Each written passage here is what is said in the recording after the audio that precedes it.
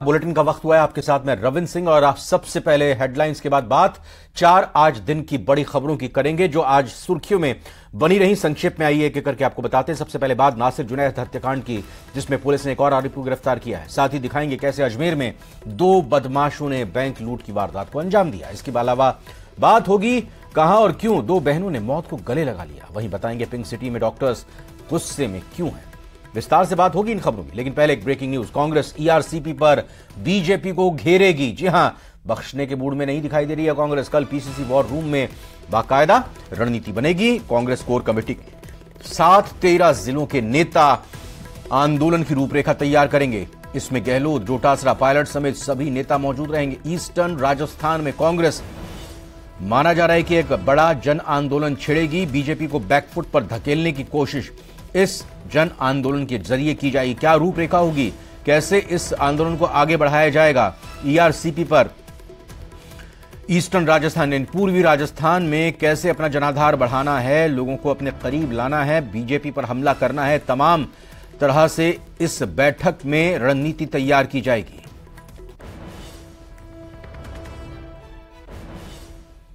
और दिल्ली से भी एक बड़ी खबर आ रही है, जहां पर बीजेपी अध्यक्ष जेपी नड्डा का प्रदेश दौरा जो होना था वो स्थगित हो गया है। 9 अक्टूबर को राजस्थान का दौरा प्रस्तावित था पहले, अब वो स्थगित हो गया है। किशनगढ़, कोटा और अजमेर का दौरा था जेपी नड्डा का, लेकिन अब वो स्थगित हो गया है।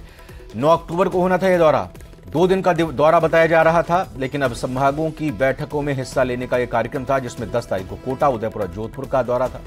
कई मीटिंग में शिरकत करने का भी कार्यक्रम था, लेकिन अब यह दौरा स्थगित हो गया है।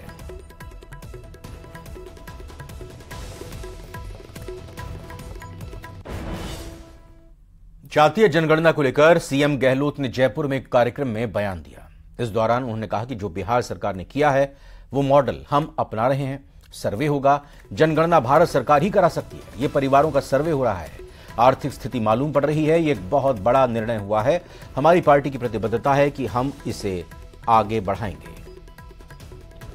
तो सुप्रीम कोर्ट तक में बहस हो चुकी है, हाई कोर्ट में फैसला आ गया है, बिहार गवर्नमेंट के पक्ष के अंदर आ गया है। तो वही मॉडल हम अपना रहे हैं। जो बिहार गवर्नमेंट ने किया है वो मॉडल जो है राजस्थान में अडॉप्ट करेंगे। सर्वे होगा, ठीक है। सेंसस जो होता है जनगणना वो भारत सरकार ही करा सकती है, वो राज्य सरकार करा नहीं सकती है। ये खाली सर्वे हो रहा है, परिवारों का सर्वे हो रहा है। आर्थिक स्थिति मालूम पड़ जाएगी साथ के अंदर। मंत्री गोविंद मेघवाल ने गहलोत सरकार के जातीय जनगणना कराने के फैसले को सामाजिक न्याय की दिशा में अहम कदम करार दिया। मेघवाल ने कहा कि इससे आबादी के अनुपात में लोगों को उनकी भागीदारी सुनिश्चित होगी। उन्होंने बीजेपी पर इस दौरान जमकर निशाना भी साधा। अब दुर्भाग्य यह है कि अभी राहुल गांधी जी ने, आपको पता हो तो एक बात उठाई थी कि मात्र 3 जो है सेक्रेटरीट के अंदर ओबीसी के अफसर हैं, बाकी सारे के सारे दूसरे हैं। तो दुर्भाग्य इस बात का यह है कि दलित है, ओबीसी है, जनसंख्या उनकी 90% के करीब है। अगर आप देखेंगे किसान, ओबीसी और दलित और अल्पसंख्यक। लेकिन जहां राज्य में हिस्सेदारी की बात आएगी तो आप देखेंगे तो उनकी जनसंख्या और पावर कम होती जाएगी। मलाई के पदों पर उनकी जनसंख्या कम होती जाएगी। इसलिए कांग्रेस पार्टी ने बिहार की तर्ज पर ये मुख्यमंत्री जी ने घोषणा की है, और खाली घोषणा पत्र में ही नहीं, सरकार भी इस पर चर्चा कर रही है आज, कि हम चाहते हैं कि हमारे राजस्थान में जल्द से जल्द जाति की गणना हो, ताकि जो जाति जितनी है उसको उतना उसको लाभ मिले। इधर आज अजमेर में 2 बदमाशों ने फिल्मी स्टाइल में बैंक पर धावा बोल दिया और करीब 4 लाख रुपए की राशि लूट ली। लूट की वारदात अजमेर के किशनगढ़ में स्थित इंडियन बैंक इलाहाबाद के ब्रांच में अंजाम दी गई। बैंक कर्मचारी ने बताया कि आज दोपहर करीब 3 बजे 2 अज्ञात लोग बैंक में घुसे और कर्मचारियों को धमकाकर लूटपाट की। बैंक कर्मचारी के मुताबिक एक ने हेलमेट पहना हुआ था और एक ने मुंह पर मास्क लगा रखा था। बैंक कर्मचारियों ने हेलमेट पहने व्यक्ति से हेलमेट उतारने की बात कही। उसने बंदूक अपनी जेब से निकाली और सबको चुप रहने की चेतावनी दी।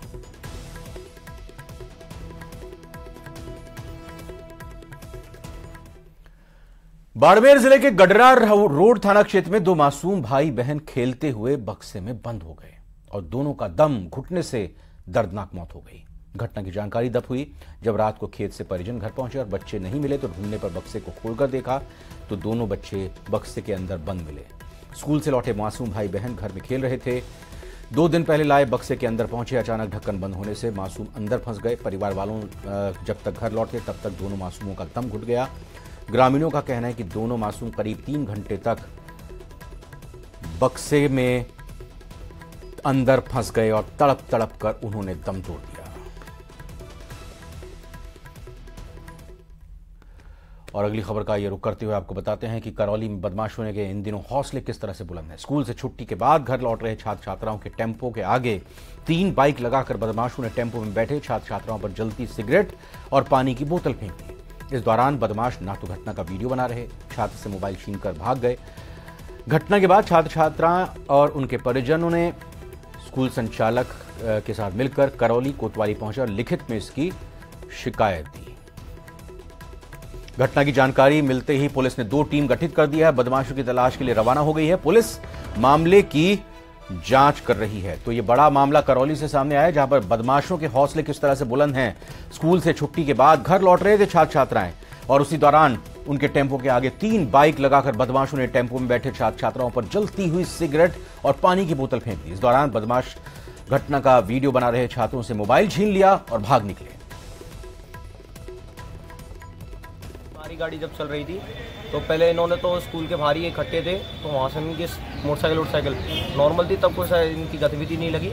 यहाँ से चलने के बाद जब आगे हम मुड़े तो इससे आगे इन्होंने मोटरसाइकिलों से फिर हमारा पीछा करना स्टार्ट किया पहले तो फिर वो बरखेड़ी की पुलिया है तो उसके आगे टेम्पो चल रहा था तो उसके आगे आके 3 मोटरसाइकिल फ्रंट में हो गई ताकि टेम्पो की स्पीड ड्रॉप हो। उन्होंने टेम्पो की स्पीड ड्रॉप करवाई, काफ़ी बाकायदा पीछा कराया आगे तक। जब आगे तक पीछा कराया तो इन्होंने क्या किया, तो पहले जलती हुई सिगरेट फेंकी अंदर जलती हुई सिगरेट फेंकी। इसके बाद हमने क्या किया कि हमने हमारे फ़ोन वगैरह निकाले कि चलो इनकी वीडियो बना लेते हैं। हमारे टेम्पो वाले अंकल जी इनका फ़ोन था, फ़ोन निकाल के 2 हाथ से काफ़ी टाइट होल्ड किया। वीडियो जब तक 1 मिनट के समथिंग रिकॉर्ड हुई उसके बाद उन्होंने जस्ट उनको नज़र आ गई तो उन्होंने फ़ोन छीन लिया है और उसके बाद हम सीधे थाने आए। अभी बाल भारती स्कूल के कुछ प्रधानाध्यापक, कुछ टीचर व छात्र छात्राएं थाने पर उपस्थित आए जिन्होंने एक रिपोर्ट दी कि 3 मोटरसाइकिल वालों ने हमारा पीछा किया और हमारे ऊपर जलती हुई सिगरेट फेंकी गई और पानी की बोतलें फेंकी गई। उक्त रिपोर्ट पर टीम गठित कर तलाश के लिए रवाना कर दी गई। प्राथमिकी दर्ज कर रहे हैं, तलाश जारी है। प्रतापगढ़ में 12वीं की कक्षा में पढ़ने वाली 2 बहनों ने जहर खाकर जान दे दी। दोनों बहनों ने सुसाइड कर लिया। दोनों 12वीं की छात्र बताई जा रही हैं। दोनों चचेरी बहनें पीपल खूंट में किराए का कमरा लेकर रहती थी। जानकारी के अनुसार स्कूल में ही पढ़ने वाले 3-4 युवक और उनके साथी छात्राओं के साथ आए दिन छेड़खानी करते थे। यही नहीं, उन पर अवैध संबंध बनाने के लिए दबाव डाला करते थे। इस बात की शिकायत पहले भी छात्राओं द्वारा की गई थी। 6 अक्टूबर को भी छात्राओं द्वारा पीपल खूंट थाने में इसको लेकर प्रकरण दर्ज करवाया गया था। इसके बाद जब छात्राएं अपने घर लौट रही थी तब इन आरोपियों ने मिलकर दोनों छात्रों के साथ छेड़खानी की और उनके साथ मारपीट की। बाद में दोनों छात्राएं रात को अपने घर पहुंची और परिजनों को भी इस बात की जानकारी दी। रात को सभी घर वाले सो गए। सुबह लोग जब पानी भरने के लिए गए तो दोनों चचेरी बहनें एक नल के पास बेसुध अवस्था में पड़ी हुई थी और उल्टियां कर रही थी। दोनों बच्चियों को उनके परिजन फौरन हॉस्पिटल लेकर पहुंचे, जहां डॉक्टर ने दोनों को देखते ही मृत घोषित कर दिया।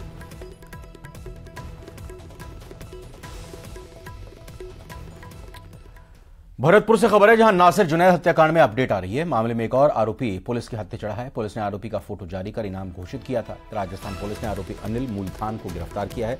गुरुग्राम के राजीव चौक से गिरफ्तार किया गया है। फिलहाल पुलिस पूछताछ कर रही है। तो नासिर जुनैद हत्याकांड में शामिल एक और इनामी आरोपी को डीग पुलिस ने गिरफ्तार किया है। राजस्थान पुलिस ने गुड़गांव के राजीव चौक से इनामी आरोपी अनिल मूलथान को गिरफ्तार किया। नासिर जुनैद की हत्या के तुरंत बाद पुलिस ने रिंकू सैनी को गिरफ्तार कर लिया था। रिंकू सैनी से पूछताछ और पुलिस द्वारा जुटाए गए साक्ष्य के आधार पर पुलिस ने 8 आरोपियों के फोटो समेत नाम जारी किए थे। इन्हें पकड़ने के लिए पुलिस के तरफ से सभी 8 आरोपियों के सिर इनाम घोषित किए गए थे, जिनमें से पहला नाम अनिल मूलथान का था। इस हत्याकांड में पुलिस 2 इनामी आरोपी मोनू राणा और गोगी को पहले ही गिरफ्तार कर चुकी है। आज पुलिस ने अनिल मूलथान को भी गिरफ्तार कर लिया। तो बड़ी खबर आपको बता रहे हैं, भरतपुर से जुड़ी हुई यह खबर जिसमें नासिर जुनैद हत्याकांड में एक बड़ी अपडेट सामने आई है। इस मामले के एक और आरोपी को पुलिस ने गिरफ्तार किया है। कामयाबी मिली है पुलिस को। बाकायदा पुलिस ने इससे पहले आपको बता दें, इस गिरफ्तार किए गए व्यक्ति का, इस गिरफ्तार किए आरोपी का फोटो जारी किया था। इस पर इनाम की घोषणा की गई थी और ये माना जा रहा है कि इसने काफ़ी काम किया और इसके बाद राजस्थान पुलिस ने आरोपी अनिल मूलधान को गिरफ्तार कर लिया। ये नासिर जुनैद हत्याकांड में वांछनीय था, वांटेड था। 10,000 का इनाम भी था इस पर। आज इसको गुड़गांव में मुखबिर की सूचना से राजीव चौक बस स्टैंड पर पकड़े गए। ये बस में बैठने की फिराक में था और खुद के गांव जा रहा था। जैसे सूचना हमें सुबह मिली थी कि इतने बजे रवाना होगा, जा सकता है, हमने पहले से घेराबंदी कर रखी थी। जैसे ही पहचान हुई, इसको मैंने खुद मौके से और SHO गोपालगढ़ संतोष शर्मा और QRT की टीम ने इसको दबोचा और वहां से पकड़ के और थाना गोपालगढ़ लेके आए। आगे नियमानुसार अग्रिम कार्रवाई की जाएगी। तो बड़ी कामयाबी पुलिस को मिली है। नासिर जुनैद हत्याकांड में ये फोटो जारी किया गया था, इस पर इनाम घोषित किया गया था अपराधी पर। अब पुलिस गिरफ्तारी के बाद राज उगलवाने की कोशिश करेगी। नासिर और जुनैद की हत्या में किस तरह से इसका रोल रहा है, ये पुलिस पता करने की कोशिश करेगी। अजमेर पुलिस ने नकली पुलिस वाला बनकर लूटपाट करने वाले ईरानी गैंग के मास्टरमाइंड हसन अली को गिरफ्तार कर लिया है। गिरफ्तार किया गया पुलिस की वर्दी, पुलिस का डंडा लिए हुए लुटेरों का ये ईरानी गैंग खासतौर से महिलाओं को निशाना बनाया करते थे। पुलिस के मुताबिक मामले की पड़ताल करते हुए सामने आया कि ये बदमाश ईरानी गैंग से जुड़े हैं और कपड़े और गाड़ियां बदलकर वारदात को अंजाम देकर अन्य जिले और तहसील में रवाना हो जाते हैं। पुलिस ने लगातार पीछा करते हुए आरोपी तक पकड़ बनाई और इसे गिरफ्तार किया। पुलिस के मुताबिक हसन अली गैंग का मुख्य सरगना है और इसमें महिलाएं भी शामिल हैं। आरोपियों ने अजमेर के साथ ही अन्य राज्यों और जिलों में वारदात को अंजाम दिया है। आपने देखा होगा जयपुर शहर में पिछले दिनों 4 वारदातें हुई थी एक ही दिन में, जो बड़े आपके मीडिया ने भी मेन पस पे कहा था कि पुलिसकर्मी बनकर लोगों के गहने उतरवाए, जिसमें बुजुर्ग और लेडीज़ थे। तो दूसरी गैंग के पीछे लगते हुए हमारे कोतवाल साहब और इनकी जो टीम थी, उसके नेतृत्व में कंटिन्यू पीछा करते करते और हमने इसमें सक्सेस, हमें सफलता मिली है, जिसमें जो मेन ये ईरानी गैंग के हैं सदस्य, जिसमें से इसका जो सरगना है हसन अली, उसको हमने अरेस्ट किए हैं। प्रदेश के चिकित्सा महकमे में रिक्त चल रहे पदों पर भर्ती निकालते हुए राज्य सरकार ने युवाओं को सौगात तो दी, लेकिन सरकार ने एक भी पद पर नियुक्ति नहीं दी। इससे आक्रोशित फार्मासिस्ट के अभ्यर्थियों द्वारा प्रदर्शन किया जा रहा है, लिहाजा 2 अभ्यर्थियों ने आमरण अनशन भी शुरू किया। दरअसल सरकार ने नर्सिंग और पैरामेडिकल के 20,546 पदों पर सीधी भर्ती प्रक्रिया शुरू की थी। इनमें फार्मासिस्ट के 3,067 पद भी शामिल हैं, लेकिन इनमें से एक भी पद पर अब तक नियुक्ति नहीं किए जाने और फार्मासिस्ट की प्रोविजनल लिस्ट तक जारी नहीं किए जाने से अभ्यर्थियों में सरकार के प्रति रोष है और अब उन्होंने अपना रोष प्रकट करते हुए राज्य सरकार के खिलाफ मोर्चा खोला है। आज राजस्थान से हर एक जिले से हजारों फार्मासिस्ट आज सीफू के ऊपर धरना दे रहे हैं। सिर्फ और सिर्फ इनकी एक मांग है राज्य सरकार से कि फार्मासिस्ट भर्ती 2023 की प्रोविजनल सूची जारी करे। जब तक राज्य सरकार प्रोविजनल सूची जारी नहीं करती, तब तक हमारे 2 साथी आमरण अनशन पर बैठे हुए हैं और हजारों फार्मासिस्ट यहाँ धरना देते रहेंगे।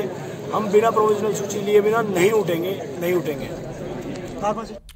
देश की पहली ट्रांसजेंडर को दाखिला देने वाली पहली यूनिवर्सिटी राजस्थान यूनिवर्सिटी बन गई है, जहां पर देश की पहली ट्रांसजेंडर नूर शेखावत को एडमिशन मिला है। कॉलेज की सेंटर फॉर एडमिशन कमेटी ने स्पेशल केस मानते हुए उन्हें दाखिला दिया है। नूर का दाखिला कॉलेज की तरफ से ऑफलाइन आवेदन स्वीकार करके किया गया। ट्रांसजेंडर को 19 जुलाई को बर्थ सर्टिफिकेट मिला, जिसके बाद उन्हें एडमिशन दिया गया। नूर ने 2013 में 12वीं की परीक्षा पास की थी। नूर न्यूज़ 18 को बताया कि 12वीं की पढ़ाई के बाद जन्म प्रमाण पत्र की आवश्यकता थी। बड़े संघर्ष के बाद जन्म प्रमाण पत्र मिला और BA में दाखिला किया। उन्होंने कहा कि आगे भी पढ़ाई जारी रखेंगी और अन्य ट्रांसजेंडर्स को भी शिक्षित होने के लिए जागरूक करेंगी। नूर शेखावत से खास बातचीत की हमारे संवाददाता लवली वधवा ने। देखिए, ये खाली राजस्थान की नहीं, इंडिया की पहली यूनिवर्सिटी है जिसने एक ट्रांसजेंडर को एडमिशन दिया है ट्रांसजेंडर बेस्ड डॉक्यूमेंट्स के ऊपर। क्योंकि अगर हम बात करेंगे ना और यूनिवर्सिटीज़ की, अगर हम बात करते हैं अदर स्टेट की जहाँ पे ट्रांसजेंडर जो डॉक्टर हैं, जो MLA हैं, जो पॉलिटिकल लीडर्स हैं, उन्होंने जो क्वालिफिकेशन हासिल करी है या फिर जो भी उन्होंने एकेडमिक ग्रेजुएशन करी है, ये सब चीज़ें करी हैं, वो उन्होंने क्या किया ना सर, वो उन्होंने मेल डॉक्यूमेंट के तौर पे किया। आपने अगर सुना होगा मेरे बारे में भी, मेरा नाम नूर से पहले आदित्य था। शिक्षा नगरी के नाम से विख्यात पिलानी के इको पार्क में बनाया गया शौर्य स्थल वीरभूमि पार्क यहां आने वाले सैलानी और बच्चों को भारत के वीर सपूतों की शौर्य गाथाओं से रूबरू करवा रहा है। इस पार्क में भारतीय सैनिकों के बलिदान और उनके शौर्य प्रदर्शित करते हुए प्रथम एवं द्वितीय विश्व युद्ध, 1947-48 भारत पाक युद्ध, 1962 भारत चीन युद्ध, 1965 एवं 1971 भारत पाक युद्ध और 1999 करगिल युद्ध के दौरान जिस पराक्रम को दर्शाते हुए लाइव कमेंट्री के माध्यम से शौर्य गाथाओं की जानकारी दी जाती है। इस शौर्य स्थल पर 6 युद्धों के सैनिकों को नमन करते हुए 6 कृत्रिम पहाड़ियों पर सैनिक प्रतीकों की प्रदर्शनी भी लगाई गई। जयपुर में बीजेपी नेता अलका गुर्जर ने कांग्रेस सरकार पर निशाना साधते हुए कहा कि प्रदेश की कांग्रेस सरकार ने बिना बजटीय एलोकेशन कई घोषणाएं की हैं। उन्होंने राजस्थान में रेवड़ी बांटने का नया ट्रेडिशन शुरू किया है। ये थोथे आंकड़े वो कहां से लाते हैं? पहले 10 में भी नहीं है, पहले 10 में भी राजस्थान नहीं है। राजस्थान की स्थिति ये हो गई है कि अब जो सरकार आएगी उसके लिए बड़ी मुश्किल हो जाएगा बजटीय प्रावधान करना। कर्ज की जो सीमा होती है उस वहां तक ये कर्ज ले चुके हैं और अब प्राइवेट बैंकर्स से कर्ज ले रहे हैं। स्थिति ये है कि जो कोऑपरेटिव सेक्टर या ऑटोनॉमस सेक्टर्स हैं उनसे ऋण लेकर वो ये उन्हें मजबूर कर रहे हैं कि वो आगे ऋण लें। तो पूरी कहा जाए आर्थिक जो ताना बाना है राजस्थान का, ये पूरी तौर पर ध्वस्त कर चुकी है ये सरकार। और आने वाली सरकार के लिए निश्चित रूप से सबसे पहला काम इस चुनौती को स्वीकार करना होगा। इन्हें पता है ये तो आ नहीं रहे हैं, इसलिए ये रेवड़ियां भी बांट रहे हैं, घोषणाएं भी कर रहे हैं और जो चाहते हैं वो बोल रहे हैं। बोलने से किसी को कोई नहीं रोक सकता। प्रदेश में सितंबर महीने तक आने वाले राष्ट्रीय और अंतर्राष्ट्रीय पर्यटकों की संख्या 10 करोड़ से ज्यादा पहुंची। राजस्थान में पर्यटन कोविड के बाद पर्यटन विभाग की मार्केटिंग नीतियों के कारण लगातार प्रदेश में पर्यटन को बढ़ाने के प्रयास किए गए, जिसका परिणाम है राजस्थान पर्यटन स्तर पर राष्ट्रीय और अंतर्राष्ट्रीय स्तर पर इस साल 11वें स्थान से 7वें पायदान पर आ चुका है। आने वाले समय में प्रदेश की सकल घरेलू आय जीडीपी में राजस्थान पर्यटन एक महत्वपूर्ण भूमिका निभाएगा। पर्यटन विभाग निदेशक डॉक्टर रश्मि शर्मा ने बताया कि प्रमुख शासन सचिव गायत्री राठौड़ के नेतृत्व में और दिशा निर्देश और राज्य सरकार की पर्यटन नीतियों के कारण ही ये उपलब्धि हासिल की है। G20 की जो ये पूरी हमारी ट्रेल रही, उदयपुर से आरंभ करते हुए अभी रिसेंटली जिस तरह से जयपुर में फिनिश हुआ, तो इस सब से भी हमें जो हमारा कल्चर है और जो हमारे डेस्टिनेशंस हैं और उस पर्टिकुलर सिटी को बहुत बहुत बढ़ावा मिला। इन सबको केटर करने के लिए ये जितनी बातें मैंने बताई, हमें एक ऐसा कन्वेंशन सेंटर्स की आवश्यकता होती है जहाँ पे मीटिंग्स हो सकें, जहाँ इस तरह की एग्जीबिशन और ये कन्वेंशंस वगैरह हो सकें। तो इसी को ध्यान में रखते हुए बजट घोषणा की गई थी। जयपुर में हमारे पास मुख्यतः देखें तो JECC है और अब जो हम प्रयास कर रहे हैं वो दिल्ली रोड की तरफ जो है ये लैंड आइडेंटिफाई करने का, और इस तरह से आगे काम चल रहा है।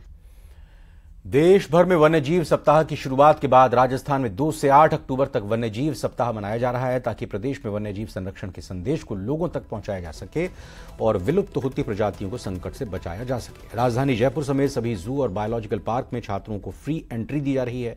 साथ ही टाइगर रिजर्व में भी स्कूली छात्रों को मुफ्त भ्रमण करवाया गया है, ताकि हमारी आने वाली पीढ़ी जंगल के नजदीक जाकर इनके महत्व को बारीकी से समझ सके। कई प्रतियोगिताओं के जरिए करीब 2 लाख से ज्यादा छात्रों को संरक्षण से जोड़ने की कोशिश भी की गई है।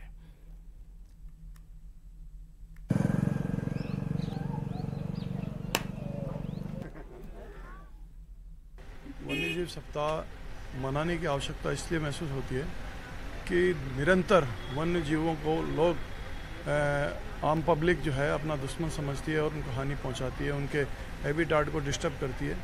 तो लोगों में जागरूकता आए और वन्य जीवों को वो अपना दुश्मन न समझ के दोस्त समझें।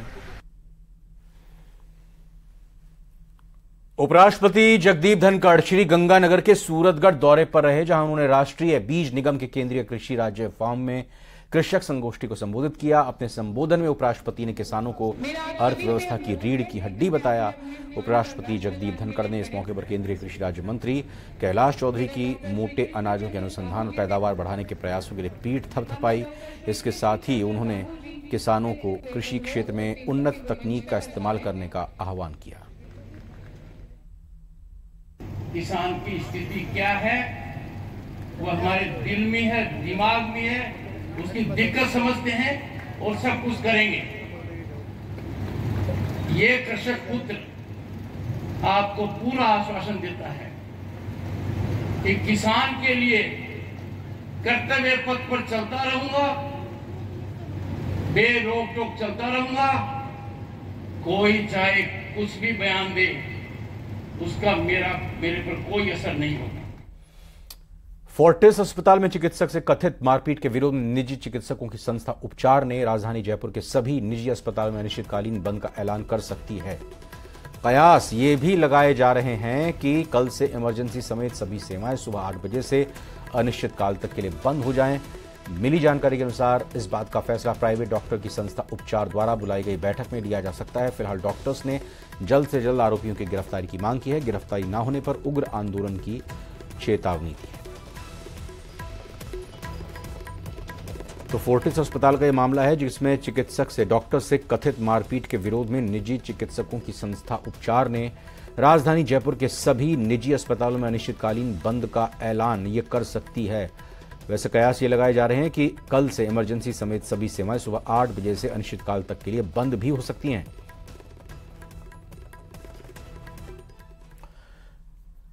गहलोत सरकार में यूथ बोर्ड के अध्यक्ष सीताराम लांबा ने दातारामगढ़ से टिकट की दावेदारी पेश की। आज प्रदेश प्रभारी सुखजिंदर रंधावा के सामने लांबा ने दातारामगढ़ से टिकट मांगा और खुद को जिताऊ करार दिया। लांबा ने कहा कि युवाओं को टिकट देने से पार्टी मजबूत होगी और इससे युवा वर्ग कांग्रेस के और करीब आएगा। बिल्कुल मांग रहा हूं और पार्टी को सोचना भी चाहिए, क्योंकि एक लंबा समय हमने वहां पर बिताया है और जिला परिषद का सदस्य रहा, संगठन में काम कर रहा हूँ, लगातार अभी भी काम कर रहा हूँ और पार्टी को ज़रूर सोचना चाहिए, क्योंकि जब उदयपुर डिक्लेरेशन में है कि 50% अंडर 50 और नए युवाओं को मौके मिलेंगे तभी पार्टी भी आगे बढ़ती है और लोग भी जुड़े रहते हैं। और इसी के साथ फिलहाल बुलेटिन में इतना ही।